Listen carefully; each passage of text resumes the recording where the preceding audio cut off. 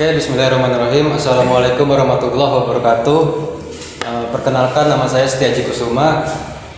Saya di sini bersama rekan saya, Muhammad Farid Nasution, akan menyampaikan beberapa poin penting ya yang akan menjadi perbincangan kali ini, yaitu mengenai wan prestasi.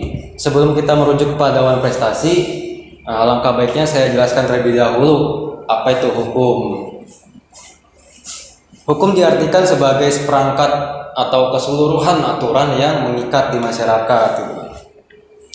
Nah, di dalam hukum juga terklasifikasikan menjadi dua, yaitu hukum privat dan hukum publik. Hukum privat diartikan sebagai hukum atau aturan yang mengatur hubungan antara individu dengan individu dan atau individu dengan badan hukum. Sementara hukum publik diartikan sebagai hukum yang atau aturan yang mengatur tentang kepentingan umum. Nah, dalam hal ini kita membicarakan perkara wan prestasi. Perlu kawan-kawan ketahui bahwasanya wan prestasi itu termasuk ke dalam hukum perdata yang akan kita bahas ini. Perdata itu kan mengerucut kepada hukum privat itu karena mengatur hubungan individu antar individu atau individu dengan badan hukum. Kan? Nah, wan prestasi sendiri merupakan berasal dari bahasa Belanda ya, wan prestati, yang artinya bahwasannya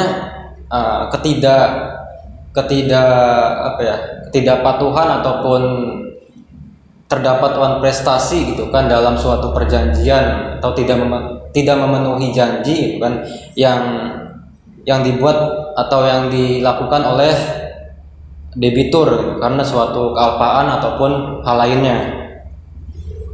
Nah, dalam hal ini kita membicarakan mengenai wan prestasi yang memuat dari mulai bentuk-bentuk wan prestasi, terusnya juga unsur-unsur wan prestasi akan dijelaskan lebih lanjut oleh kawan saya. Baik, setelah kita mengetahui pengertian dari wan prestasi, kita juga harus memahami bentuk-bentuk dan unsur-unsur dari wan prestasi yang kita banyak jumpai di kalangan masyarakat. Adapun bentuk-bentuk wan prestasi, yang pertama adalah janji melakukan sesuatu tapi tidak dilaksanakan. Yang kedua, melakukan janji tapi terlambat. Yang ketiga, melakukan janji tapi tidak sesuai kesepakatan. Yang keempat, melakukan suatu pelanggaran di dalam perjanjian. Adapun unsur-unsur dari wan prestasi, yang pertama, terdapat perjanjian di atas materai oleh para pihak. Yang kedua, ada pihak melakukan pelanggaran dalam kesepakatan. Yang ketiga, sudah dinyatakan bersalah tapi tetap melanggar perjanjian. Nah, itu dia kawan-kawan sekilas tentang wan prestasi. Nah, saya akan membahasnya secara ringkas ya, sebagai suatu kesimpulan gitu kan. Jadi wan prestasi itu termasuk ke dalam perkara dari hukum perdata. Hanya mana hukum perdata itu merupakan bagian dari hukum privat.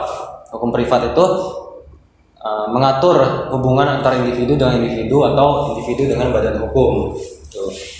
Wan prestasi ini terjadi karena adanya suatu kealpaan ataupun hal lainnya yang mengakibatkan seorang debitur tidak memenuhi suatu prestasi atau janji yang dibuat.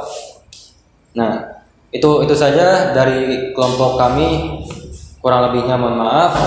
Saya Setiaji Kusuma dan rekan pamit undur diri. Wassalamualaikum warahmatullahi wabarakatuh.